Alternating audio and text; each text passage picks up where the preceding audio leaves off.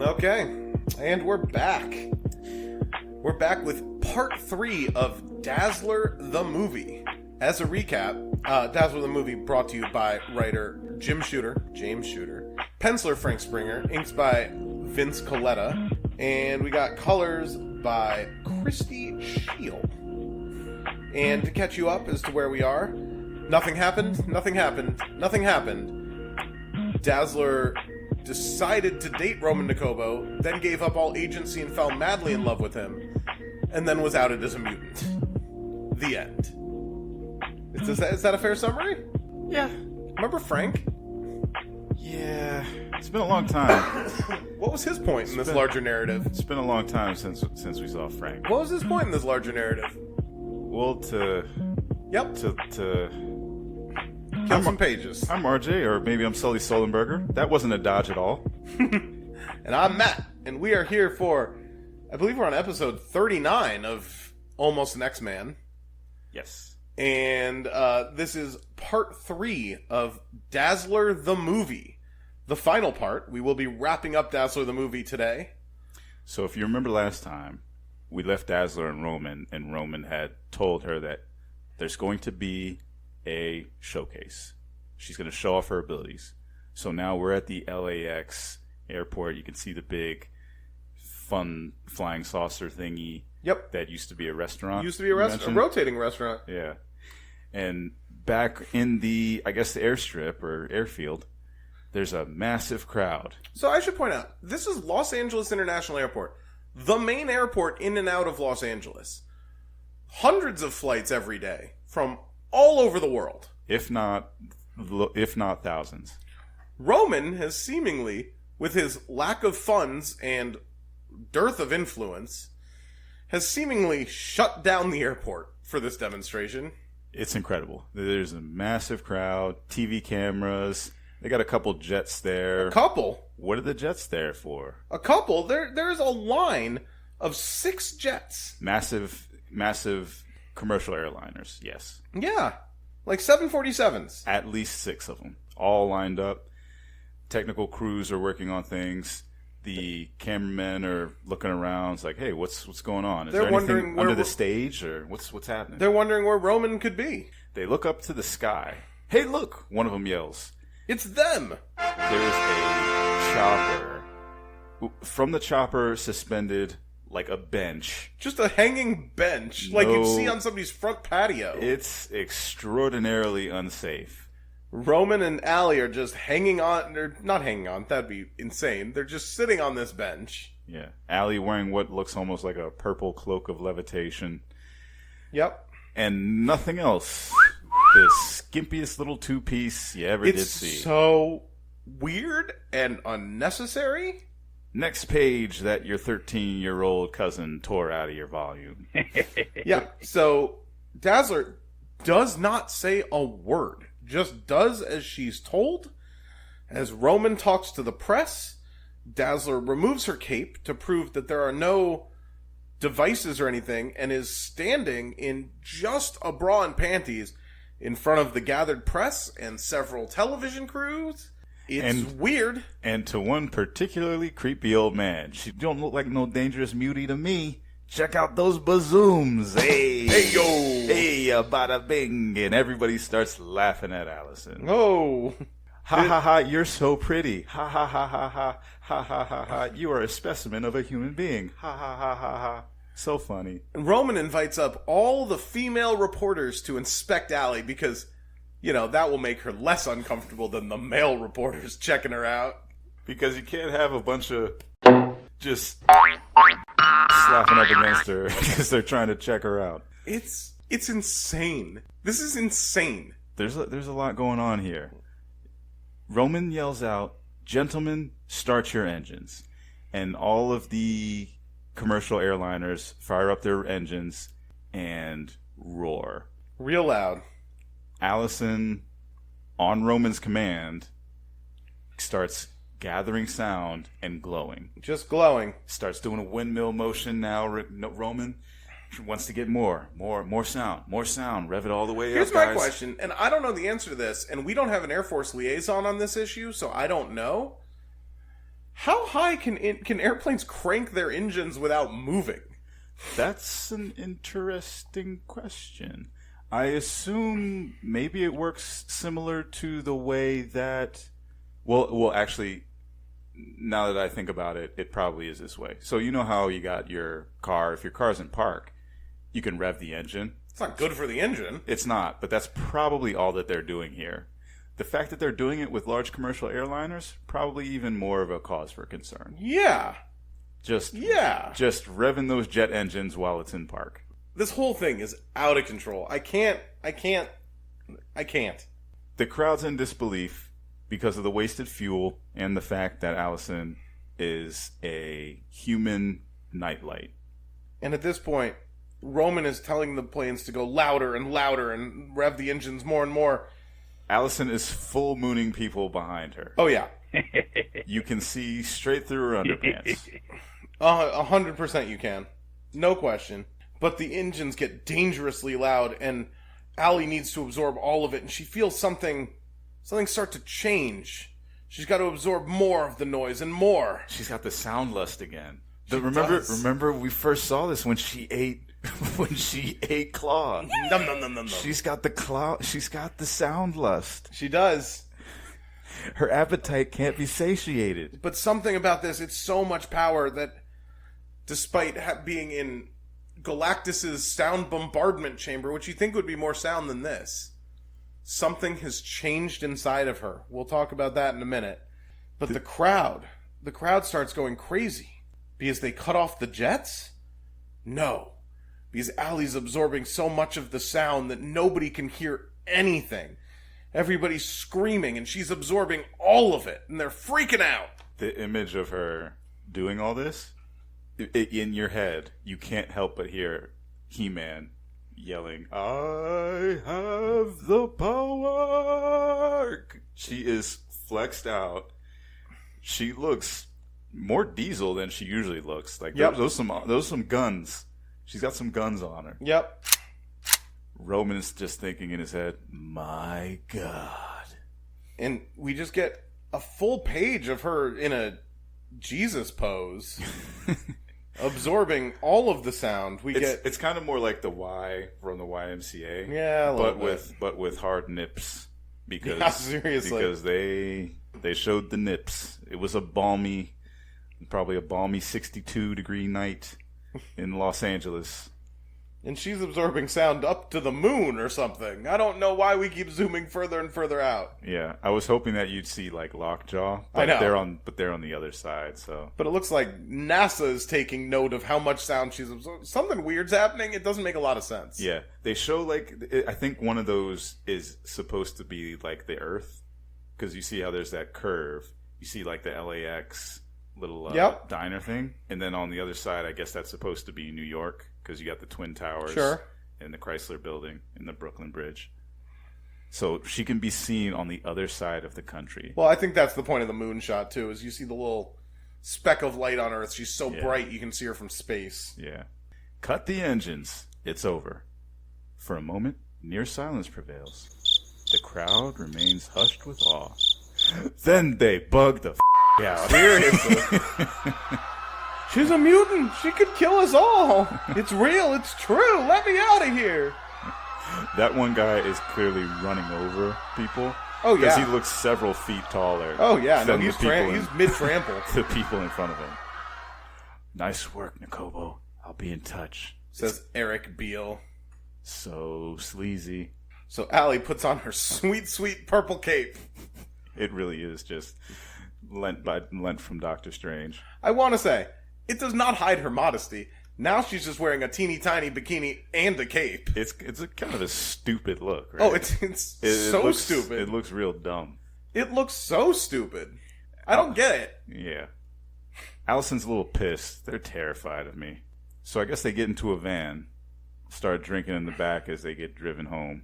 And Allison's lamenting a little bit, thinking about our careers in a tough spot. Later, outside a chic night spot, we got some young ne'er-do-wells with the weapon of choice for intolerant bigots everywhere, the brick. Where do you get all these bricks?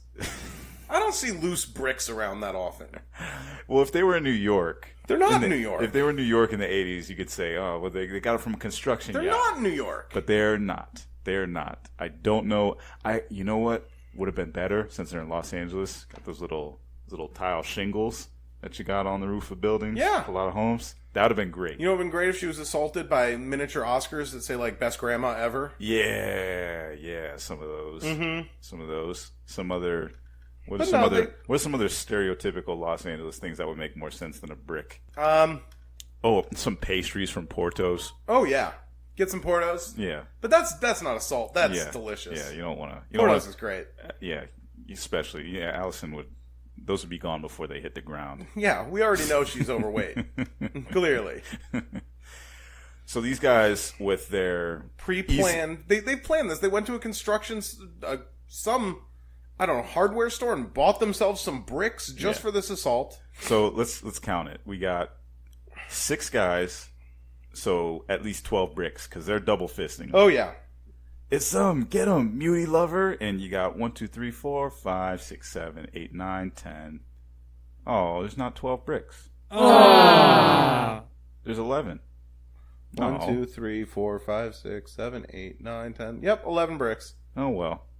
Well, they chuck them at Allison and Roman, and Allison vaporizes them. Yep. Doesn't give them a chance. Roman, look out. Zaps it and yells at the assailants. And blinds them. Yeah. Probably not permanently. Yeah, they still can see enough to run off. Yeah.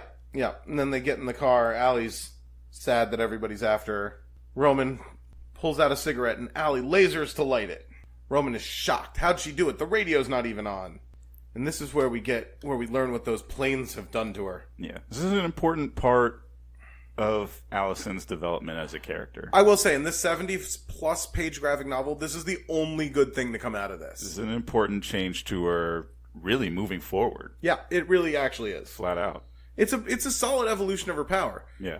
She can now store the sound. She doesn't need continuous sound to make light. She can absorb it and charge her batteries, basically. Yeah. She tells Roman this, so this makes her kind of like Bishop before Bishop. A little bit. Just with light, sound instead of just energy, period. Yeah. Yeah. A little bit. But it's actually a solid evolution of her powers. Yeah. Good job, Shooter. You got one right. Yay! You did it. So, now Roman's kind of freaked out by Allie. Too much power. He's afraid. Who's he kidding? He loves a woman with some power. He does not. He wants all the power. He wants all the power in the relationship. So she says, now come here. Well, what are you doing? I said, come here, big boy. She trying to And now it's time for her to sexually assault him. Oh, my. Get it. I'm going to have my way with you, my little pretty. And if you fail to please me, I'm going to use my nasty little mutant powers to incinerate all your best toupees. I like it. I don't. I like this one. This is not a good alley. I like this one. This is a bad alley. I like Bad Alley. No. This is... I like Allie tired of being just, passive. Oh, I'm going to go with this. I don't mind that, but this feels like Allie product of... This doesn't feel good. So in the next morning in the Nikobo mansion, Allie has had an entire gym installed. She's ready to Hulk out. Yep, she's going to get back in shape. Getting back to 100 pounds. Trying to make sure that she can deadlift it. She successfully does in her bathing suit one piece. Good clean and jerk. Yep. Lock. Yes.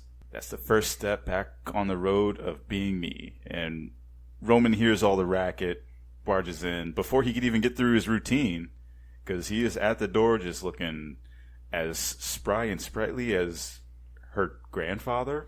Oh, yeah. No toupee. He genuinely looks older than her dad. No girdle. Yeah. Yeah, this relationship's gross. It's real awkward. And you get the feeling that with a lot of his conquests, they never see him like this, despite the fact that if he's sleeping with them and got a girdle, they have to ask some questions. But he's very comfortable with Allie letting him see, what he really looks like. So she knows how gross this is. Doesn't care. She's all right with an older man. much, much older man. This is not good. Perhaps a man that her dad grew up calling Uncle Charlie. You know, one of those guys that isn't actually your uncle, but since he's like 15 years older than you, he's your uncle. Sure. So, Allie's reading the new script for her movie, and it's still kind of hokey, but it's a little better. But she wants it to be a true portrayal of the lives and problems of mutants. You are a gorgeous blonde who has been in the closet for most of your life. You do not know the problems and trials of mutants. I must show the people the things that I go through. Remember when I was in New York and people thought I was so hot? Yeah. People must know how difficult that is. Yeah, they gotta know how difficult it is. One guy thought I was so hot he tried to shoot my dad. They gotta know how difficult it is to just be a model for a day. And then quit. And then leave that job. Like, it's so weird. Yeah, later on in the day, what are they at? Some kind of film premiere? Or... Oh, it's just outside her own home. Yeah, they go back to Allie's house, which she hasn't been at for a long time, apparently. Yeah. It's picketed. Yeah, it looks like that somebody's leaked her address, and there are protesters outside of her house.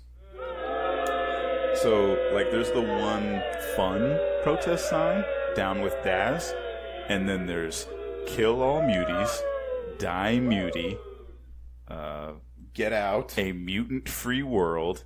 It's grim. It's grim. Kill the Dazzler. Yeah, it's looking grim. One that just says, I hate you. Yeah. Feels a little personal. And then a guy jumps over the barricade. Let's get her, gang. Well, I love this cop, too. Just The looking the other way, literally. Literally, and saying, better move it, lady. Those people do not like you. Well, watch it. I don't like you much either. For 2 cents, I'd look the other way and let them at you, so move it. What? To protect Really? and serve. Really, guy? This guy is he's the guy who got caught. He's a time warp cop. He was the cop he's one of the same cops as from the Little Rock 12. Yeah. Watching those kids going into school. Oh, yeah. Or maybe it's his son, but I feel like it's the same guy. He just moved from Little Rock, Arkansas to Los Angeles. Yep. Oof. Little history lesson for you kids that they're trying to remove from some of the books, at least. This took a real turn. Oh. The realest turn. So this guy... I like none of this. To get back into the Dazzler, the movie, the guy hops over the barricade. Hey, gang, let's get her. But he hops over by himself. No one follows. This part actually made me chuckle a little bit. I did like this. This was and this is the other reason why I like this version of her character, or the natural growth, or not natural growth. Not natural growth. The really weird growth. Incredibly forced growth. The forced growth that she's going through. The unearned growth. Yeah. This guy hops over the barricade thinking he's ready to start something, only to look behind him and discover, oh, no one's behind me. And Dazzler calls that out. She twists her head around like an owl to look at him. You're the only one who jumped over the barricade. Starts talking like Linda Carter. Was it Linda Carter? Linda Blair. Linda Blair. Linda Carter was Wonder Woman. Yeah. That's the better Linda. Yes. Just what is it you want with me? I just don't want you in our neighborhood. Why? Property values? What about them? We've got children. We're afraid for them. Then stay out of my way. Perfect. Dazzler threatens demonstrators. Okay. We get an LA Times headline. Yeah. It's one of those where, you're really impressed with the restraint. Just like, no, what did I ever do to you? I'm not going to hurt you. What's your deal? It's like, well, property values and... And that's it. That's the scene. I don't know why she was going back to her house from Roman's house. Nope. She'd been there for many, many days. Don't know why she was going home. Yeah, because the next shot we get is on location. Yeah, they're now filming the movie that she was just reading the script for and asking for changes of. It's all moving really, really quick. Really fast. For Dazzler, the movie, we don't start the movie until, 10 pages from the end here, and then it is very rushed. Yeah. And you have quite the array of people. Dazzler herself is dressed like Medusa, an extra cleavagey Medusa, and with the shortest shorts imaginable. Sure. The cameraman, you have one wearing like a trilby dressed like a 1940s gangster. The other one's a pirate. Yeah. Yeah, what is this? This is an interesting movie. I don't know what's going on. And the director, behind the director is an old fisherman. Yeah, Dazzler's clearly wearing a large wig, reminiscent of Medusa, like you mentioned. Not her natural short haircut anymore. Dazzler's directing the director. She's apparently in charge of this movie, despite having zero film experience. See, when I was first looking at it, I was wondering if the fisherman was the director, but I guess not. No, it's got to be this old, friendly grandpa yelling places everybody. I don't really know what's happening. I've worked in film before, and I do not understand what is happening in this shot. Well, it's like they started with a stunt action scene. It seemed to me almost like Dazzler was directing it. Right. She was like, cue the car. This scene must be perfect, Renee. It has to look real. Our big advantage is that my part of the action will be real. So this stunt driver almost died. And they didn't call Bill Remington? Yeah, if you want to be sure that the stunt is going to go down correctly. Especially with a stunt driver who does not care if he dies. There is only one man for the job. Call Bill Remington. Only one man. Massive oversight here. I feel like this would be a great place for Bill Remington to come back. Hell yeah. He'd get in a fight with Roman. Allison could say, boys, stop. I'll take you both. And then Allison would do that. And then they'd be like, whoa, honey. And she'd take them both anyway. But yeah, she breaks up the rock slide, vaporizes the rubble. First she talks to Roman, who does not want to go down to the actual where the movie's being shot. He's clearly not on board anymore. He's pouring some booze in his coffee, smoking like a chimney, very afraid of Allie. Now that the tables have turned, he realizes he does not like being sexually assaulted. He bit off more than he could chew. He's like, I could see him thinking, oh, is this what I've been doing to women? Or is it... I like none of this. Or did he just lose interest since he got what he wanted? I don't think so. Maybe a bit of both. Maybe. The thing he's very worried about is the negative press, honestly. He needs this movie to be good. Then we get a young Tom Brokaw giving a news report. We have the action scene that's actually being shot. Dazzler's just vaporizing rocks.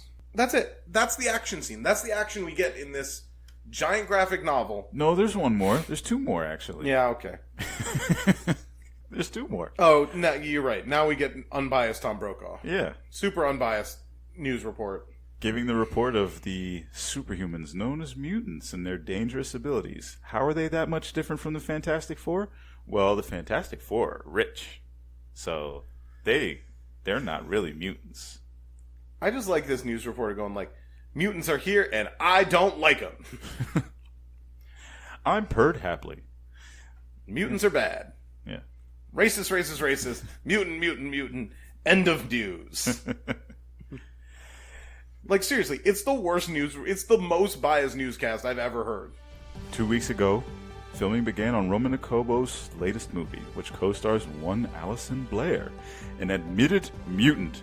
The film is set to focus on the problems of mutant kind. I suppose there must be some. Any wolf in sheep's clothing has to put up with that annoying, itchy fleece. So he's not just racist, he's also... Which is great. Yeah. Sassy Tucker Carlson with a stronger jaw. Yeah. It's unbelievable. Then meanwhile... we go back to filming where they've now moved the shoot to a deserted island somewhere in the Pacific.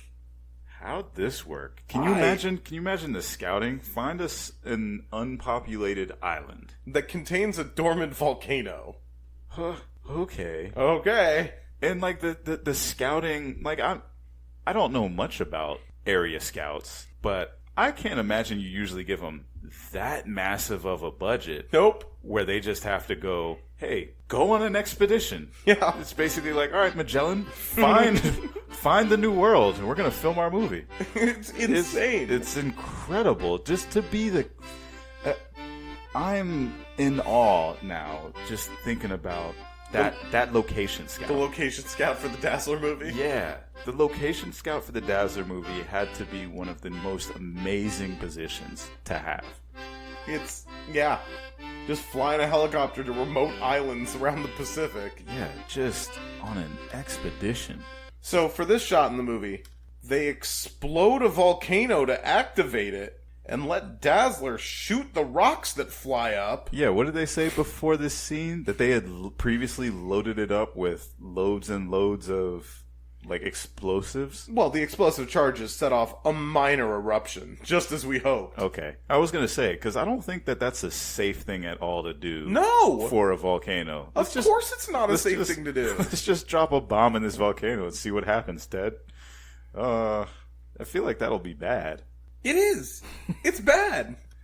Also, and I've never seen it, I don't know if volcanoes just explode. I guess this one was loaded with explosives, so who knows? Yeah, I think that was the thing. It's like, I feel like charges have to have something to make go boom.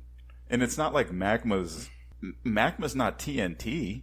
It's not gunpowder. Nope. No, it's super weird. I have to say, we've seen 2 shots of this movie. This movie seems real bad.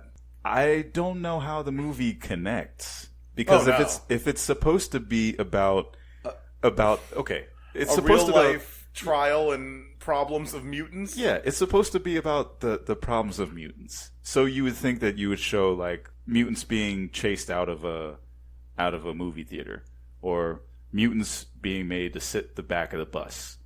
It's like, can you imagine like the Martin Luther King biography where he stands at the brim of a volcano and he starts giving the I Have a Dream speech, and the volcano explodes, and he starts zapping all of the rocks and keeps reciting the speech, and I guess people would applaud afterwards. Or somebody hire us to rewrite history, please. This sounds much better. Yeah, or Malcolm X stands on the side of a road and watches a car drive away and sees a rock slide coming, and he takes off his glasses and fires a optic blast and vaporizes the rocks. I mean, honestly, it might have solved racism back in the 60s. Maybe. It's really hard to say. But, like, yeah, if this is supposed to be real to life, I don't see how any of these things have anything to do with that. It's very strange if you want to make something true to life and you're blowing up volcano rubble or rock slide material. It's confusing. It's fantastic. It's so confusing. It's so weird. And then we cut back to L.A. Meanwhile, in Los Angeles, there's a mob looting a record store for carrying Nakobo records because he's a mutie lover. This is escalation if I've ever seen it. And then on the corner of Wilshire, I guess it doesn't say the cross street, but right on Wilshire Boulevard, they are hanging Roman Nakobo in effigy from a streetlight. It's insane. They've lynched him on the streetlight. I mean, it's a dummy, but that is not good. It's crazy. Yeah, you go from angry protest to like straight up like violent protest. So much violence. It's pretty nuts. And then the hung mannequin they are lighting on fire. Oh, I like that the mannequin also has a little cigarette. Oh too. Yeah, no, they know who they made it of. Yeah, a cute little cigarette in the mannequin. They do get an A+ for their art project. Yeah, before they lynched him on a streetlight. Yeah, it looks almost like a scarecrow. It's insane. And then later at the Nakobo mansion, they are swinging us around here. Yeah, from scene to scene. This is jarring. Yeah, this is all the same page. Yeah, this is nuts. Roman and Allie are sensually in bed together. Roman no longer caring what he looks like. He's just letting it all hang out, and good for him. He's just like, ugh, yeah, no more girdle. You be you, Roman. And Allie, who's now just a new character, just a different human, saying, "Who gave you an instruction manual to my body, Roman? How can you be so wonderful, even when your mind is obviously a million miles away?" Ew. She has her arm around him, like, kind of mean and chauvinistic to say, but she does look like the dude in the situation. Oh, yeah, she does. With her arm around him, just like, hey, relax, baby. It's going to be all right. He looks like he just got... He looks like he still has a cucumber up his... being the most wonderful man in the world must be an awful burden. Jeez, Allie. And this is just kind of laying it on thick. Allie. This is a lot. Yeah, it's a lot. How can you be so down? Our film's nearly finished. It's a landmark. It's history in the making. All because you're a visionary. You magnificent man. Here we go. Jackie Robinson, move over. Yeah. I think the second one, I think the first one I was just kind of like, whatever. The second one I was really just disappointed. It was just like, oh man, again? Not even in an X-Men book? Yeah, again, and now she's wearing lingerie while doing it. In a Dazzler book? In a bad Dazzler book. And it's like she's looking right out at the camera too, right out at the page, right at you. Just like, Jackie Robinson, move over. Look at my curves in my lingerie. I'm the new Jackie Robinson. Skinny, sexy white woman. Just like, oh man, not even in an X-Men comic. It's like, oh, this is so disappointing. It's so disappointing. This is the one spot where this comic book let me down. That's it? This is the one spot where Dazzler the movie let me down. That's it? It wasn't for the 50 pages of nothing? Nope. This is the spot. Everything else was fine. Everything else was a great, narrative building of a great soap opera. This let me down. It's insane. It's absolutely insane. And up at the top of the page, the next panel over, later at Allison's house. My God. So they leave Romans, I guess. Yeah, I don't know why they keep going to Allison's house at this point. Head back to Allison's, just to mix it up, I guess. I don't know. Sure, why not? She's got a house. She's got her nice things in it. She wants to be near them sometimes. And her place is ransacked. Yep. I guess it looks like everything, but for some reason they didn't break the mirror. Nope. Which was nice. Yeah, Allie needs to check herself out. They missed smashing my old mirror. And Roman basically, but he says he's going to have security doubled at his place. Oh, yeah. No, Roman's just scared at this point. Yeah. Allie doesn't even hear Roman. She's too busy looking at herself in the mirror. It's great to have somebody I recognize looking back at me again. You go, girl. What was it Virginia Slims? Or was it, I don't know, maybe I'm thinking of the chewing gum from the 90s? I have no idea. I don't know. I'm washed. I'm getting my references mixed up. But yeah, I just remembered something. It's like, you still got it, honey. One of those. And even later, the next day, as Roman Nakobo's armored limousine. Yep, he's gotten... Where's all his money coming from?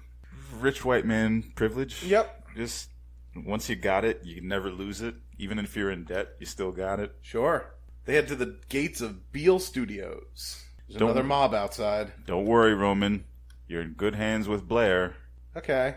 It lasts a page, maybe 2/3 of a page, not even a full page. They're watching a movie. They're watching the movie, and they realize it's a winner. This is the movie that they've been trying to make. They're going to win an Oscar. This is the representation mutants needed. Jackie Robinson is cheering them on. Volcanoes are exploding, just like in the Civil Rights Movement. This is the drama, the action they needed. Oh, Allie losing all agency again. Just, oh, Roman, I'm so happy for you. And for me too. For us. God, I love you so much. Really, Allie? Really? That's a swing. It is a swing. It is. I mean, I guess, I know there's some odd couples out there, but this is yeah, older than your dad. The way it started out too. But she's clearly just indoctrinated. She only cares about his success. It's very strange. But it's also just a personality swing because she cared so much about her and gaining her agency back, and now she's just like, I did it all for you, honey. Yeah, it's maybe that's what Dr. Boundaries and Angel should have done. Maybe they just should have played a whole lot of noise. Maybe. And overcharged her, and maybe that would have flipped her completely on her head. And then Roman, because, he's a class act and a hero in this story, not to be treated like, a sexually assaulting criminal. He responds with, Allie, I've never told this to a woman before. Or at least I've never meant it. Oh, classy. But I mean it now. Allie, I love... Oh, and as he was going to say it, which she's been saying I love you since like page 6. He hasn't reciprocated at all? Yeah. Okay, cool, Allie. Yeah. Real cool. She does throw around "I love you" a lot. She though. does. But as they're about to kiss and he's about to confess his love, the projector goes out and the mob starts invading the theater. Quick, out the back. Uh-oh, they're out here too. They're getting chased down. They get behind a door. It looks like another theater. And The door gets shining real quick. yeah, here's the full on here. Well, not quite full on. Here's Johnny because But you don't get a face through. The axe comes crashing through. They run. Allie blinds him. There's really not a ton of... It's not very exciting, honestly. They get cornered though. They get cornered and they're struggling to get some sound from the horns. And I had a question. Why didn't Roman just sing? Sing, Roman. Yeah, I mean, it worked when Jessica Drew did it. And you're a professional. You're a crooner, singer. my man. You could just sing, Roman. Sing like your life depends on it. Yeah, because it kind of does. yeah, But he hits the right switch to make some noise sure. and charge up Allison. Because once the mob gets to the stage door, they are blinded. Yep, Allie's Hey. standing in the doorway, ready. That light, looking for me. And then Allie starts shooting lasers out of her eyes, Yeah, just in which is insane. several directions. We get one guy who looks like potentially lost his face because she's looking in two different directions somehow. And another guy gets, I guess, shot in the penis with the other laser blast. Yep. As the Yes, other he guy does. turns away in horror. And And apparently this only takes seconds, because seconds later, Roman comes trembling out. Are they gone? yeah, he's full shaken. You can see it. Yeah. Roman is not doing well. But they're gone. She did it. She puts him in his limo and says, I'll be right behind you. I need to take care of some business. It's Allison's turn to be the man. In Jim Shooter's eyes, that is exactly what's happening. So later in the office of the studio manager, All right. I did remove the guards, but it was for their own safety. Mister, it's just lucky for you I'm not the monster you think I am. so it was kind of a setup. Yeah, a little bit. And she's summoned to Eric Beale's office, where he goes, I mean, not with the sexual assault part, but with the power do you know who I am part, full Weinstein on her. Yeah, she gets kind of like lured there because Yeah. there's a phone call. She was looking for Roman, and she was told that he would be there, but only Beale. And with the copies of the film, The only, last copies, or only copies, I don't know. yeah, it's got two of them sitting on the desk. Might just be the same movie in two Oh reels. yeah, you're right. Yeah. So more likely that. Yeah, I think it's the only copy of the entire movie. And he wants to own her. He can turn her rep around. He can fix it. She can make him $1 billion.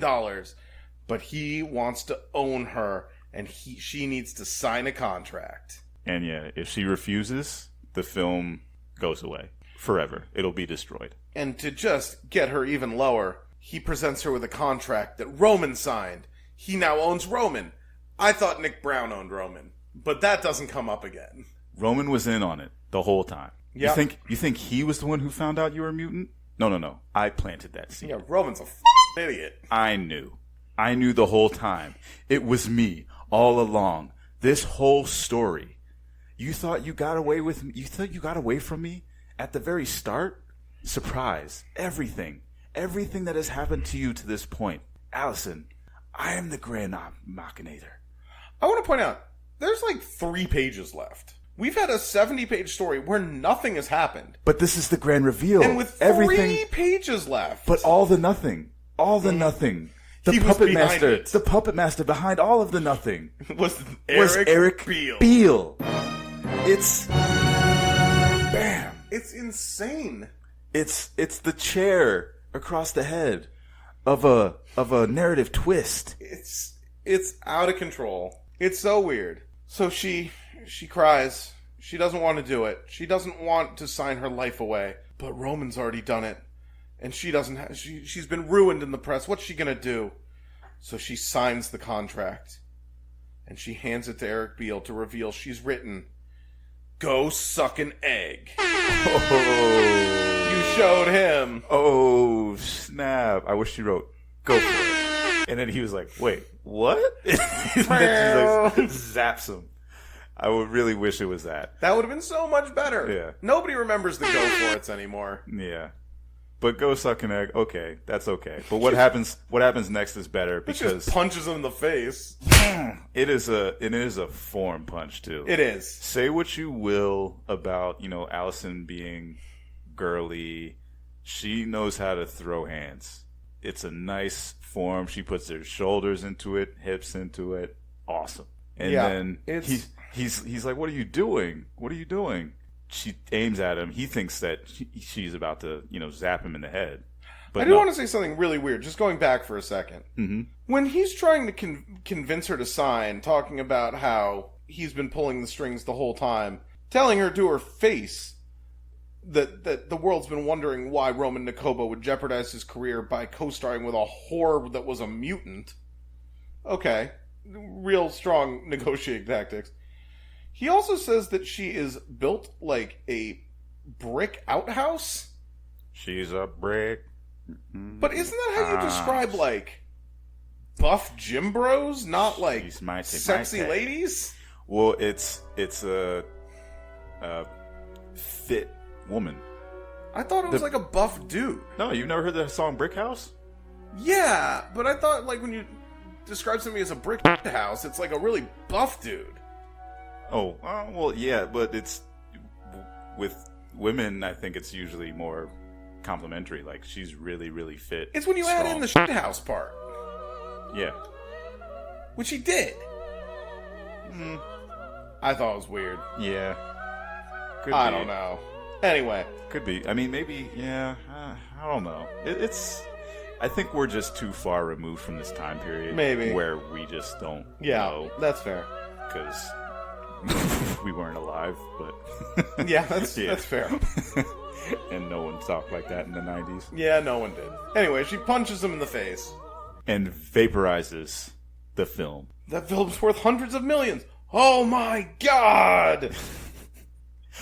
Was worth. Yeah, that's what I just said. Goodbye, Mr. Pond Scum.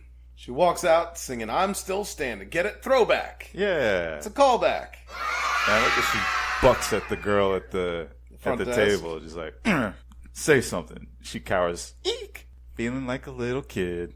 Allison confidently struts out of that room. Oh, yeah. Wearing just an insane, like, one-piece bodysuit. Pretty fly. Well, it looks almost like a top, but, like, the top wasn't drawn on quite. Maybe. Well, it's, like, super tight. But I don't know. It is super tight. Yeah. Anyway, outside, Roman comes screeching up to the studio, and he's like, I can explain, I feel badly now. And Allie's like, don't worry, I've already solved it. And I love you. Allie, why do you still love this guy? It's almost like she's coming to terms with it. It's like, look, I still love you, but, you're clearly not the right person for me, which is still very strange given all that they went through getting to that point, even like falling for him in the first place. At least 2 assaults. Yeah. At least. But I mean, it's at least this one was the bridge too far, where she's like, I still love you, but I gotta leave. You're not the man I need. You're too old, and also you're all in it for yourself. Yep. And I need to get some part of myself back. Yep. So as she says that, she kisses him passionately. Yeah. It's an odd goodbye, but it's also, I guess, a pretty mature goodbye. And then she struts out of his life forever. Yeah. I've never seen a breakup that amicable, but I'm told that they exist. And she says to herself, "You're going to be okay, Miss Allison Blair." And that's it.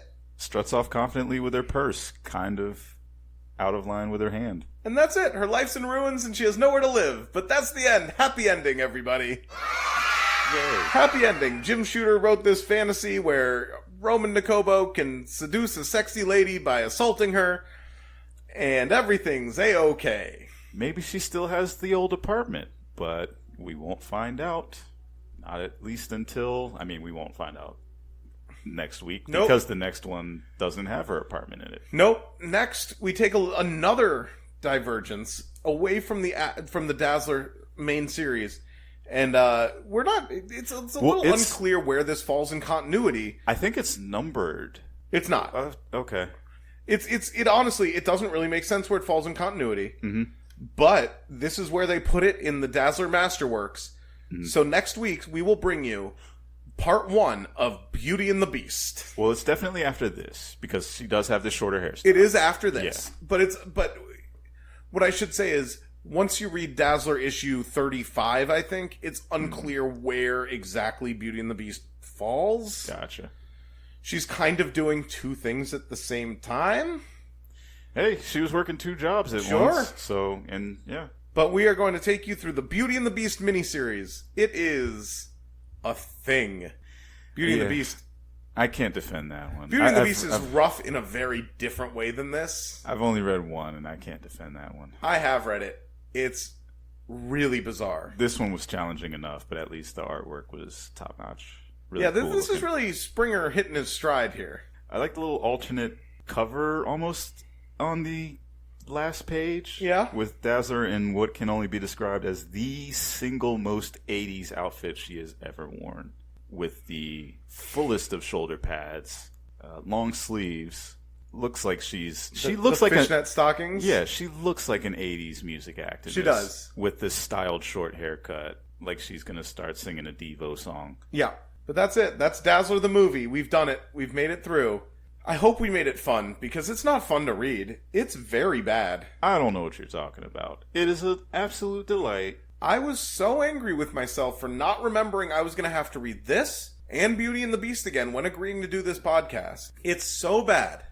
I feel like this whole thing was your idea to begin with. I don't know, man.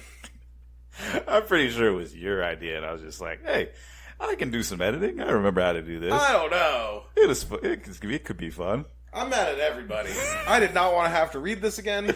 I don't want to have to read Beauty and the Beast again. I should stop. We do have one question to answer from a listener, actually. This seems like a good time to do it, because we don't actually have a full answer, but... the answer is onion rings. It is not. One of our listeners, Drawing Nobody, they asked us, sorry, I don't know if it's a he. No, I do know it's a he. It's a guy.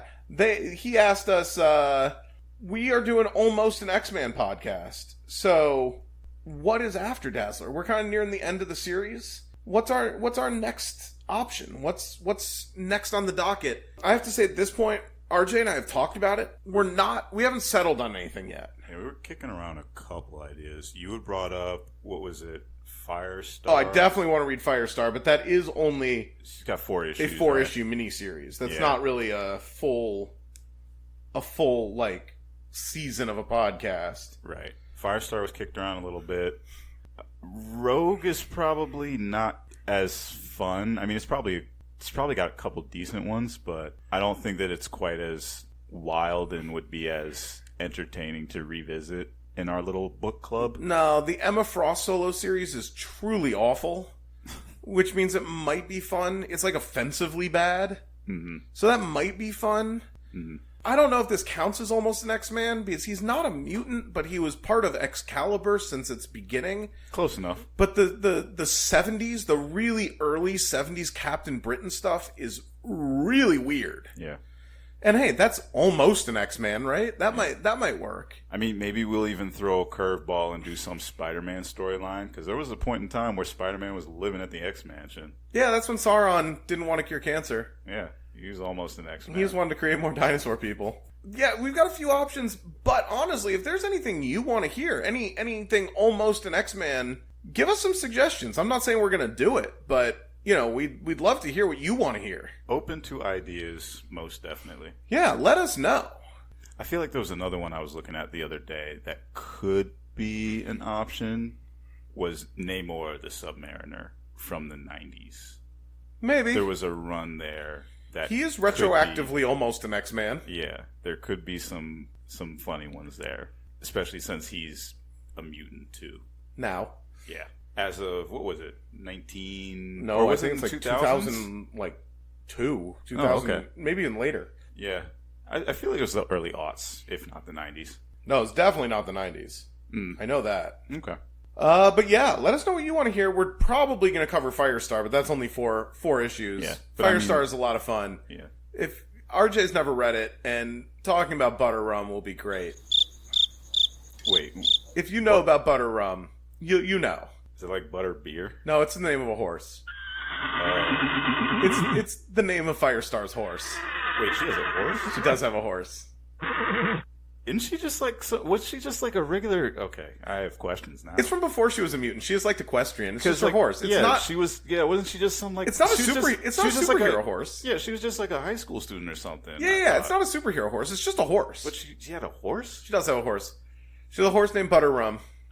I'm telling you, the Firestar series is very weird. I didn't know she was like spoiled and she could have like a horse. I think it's Or not... Did she just find a horse? I think it's not her horse. She goes to Emma Frost's boarding school, the Massachusetts Academy. If you're listening to this, don't play the horse drinking game right now. Yeah. Because I'm going to say horse a couple more times just because I'm so surprised.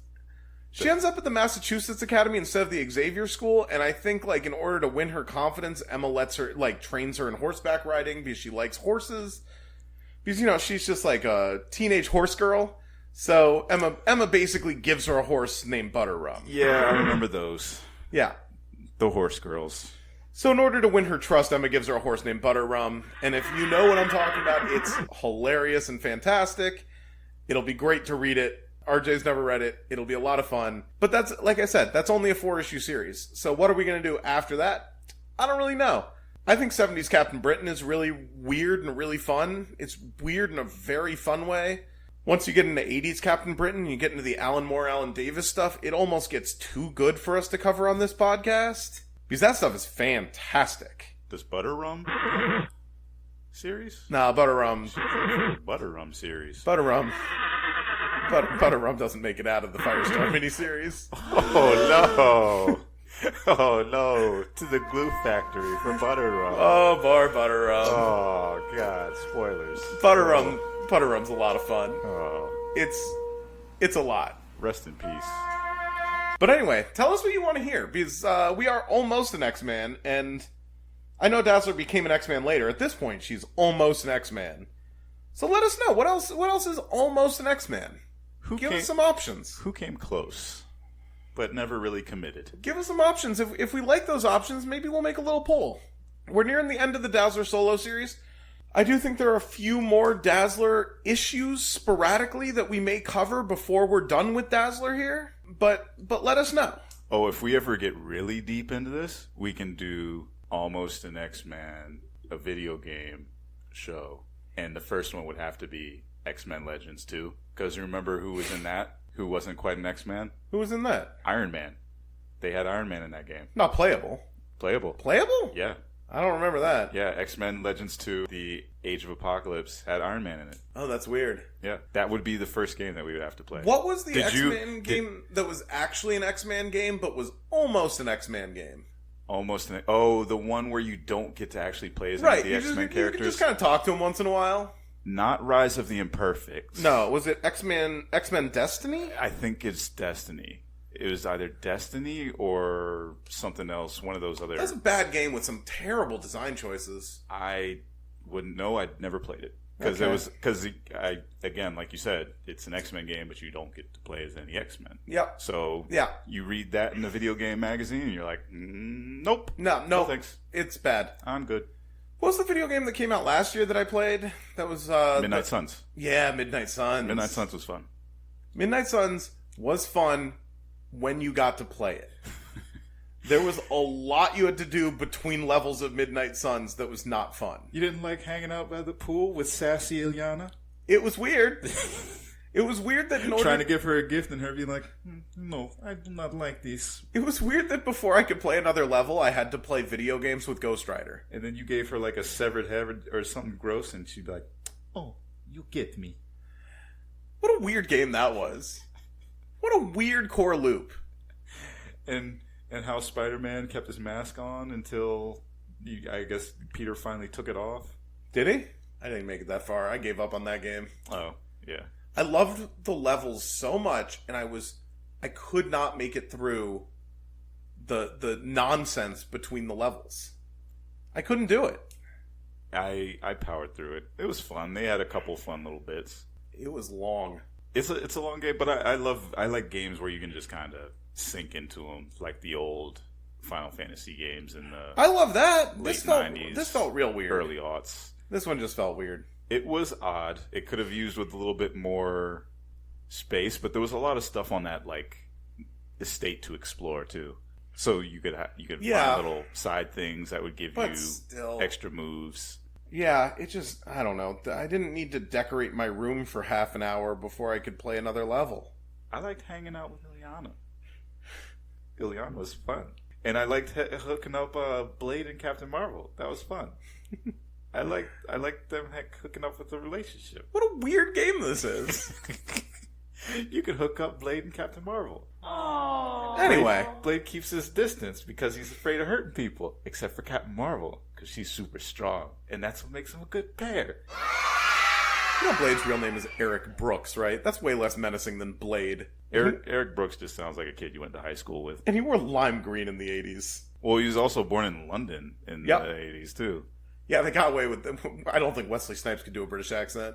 Yeah, from then on, it's just like, let's just drop the London aspect. He's just... Except in the comics. Every now and then, they'll make him a little limey. Nah, he's just an American black guy now. Yeah, now he's just operating out of Harlem. Yep, pretty much.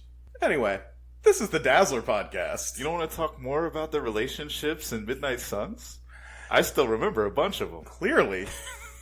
So anyway, you can find us online at Instagram at Dazzler Podcast. There's a book club with Wolverine, Captain America, Captain Marvel, and Blade. This is not a good game.